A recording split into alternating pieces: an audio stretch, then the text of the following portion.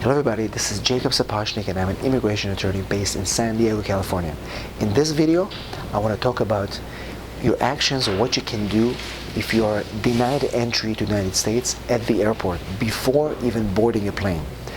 We had so many calls and emails of people that in the past several months were denied entry to board a plane even before arriving to the United States.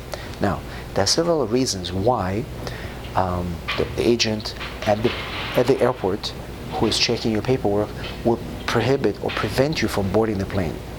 One could be is if you were in the United States before, for example, on a tourist visa, and you stayed beyond the 6 months on an extension, or you filed an extension to change your status to something else, let's say a student, and that application was denied.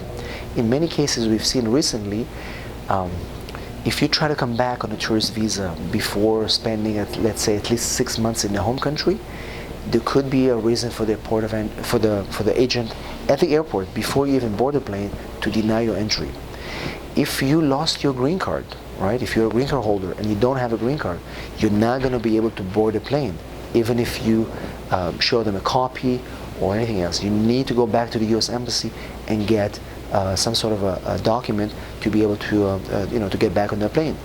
If you overstayed your visa, and there's a record of that, even if the original tourist visa or your student visa has not been canceled, you're not going to be able to go back to the United States, and they will not let you go on that plane. So there are many instances, examples like that, where people are barred from entering even as they have their visas and they have a ticket already. So what can you do? Once you get that situation, it's very important to contact an immigration attorney to try to figure out why you are not allowed to board the plane.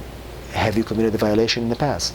There are different systems with the USCIS and with the State Department that we can file, that an attorney or even an applicant can file an inquiry to find out why they have an issue of boarding the plane, even before entry. We strongly recommend if you're barred entry on boarding a plane to try to file those kind of inquiries. There's a system called like TRIPS and other systems that will allow you to get some sort of information, even doing sometimes doing a FOIA request to find out why.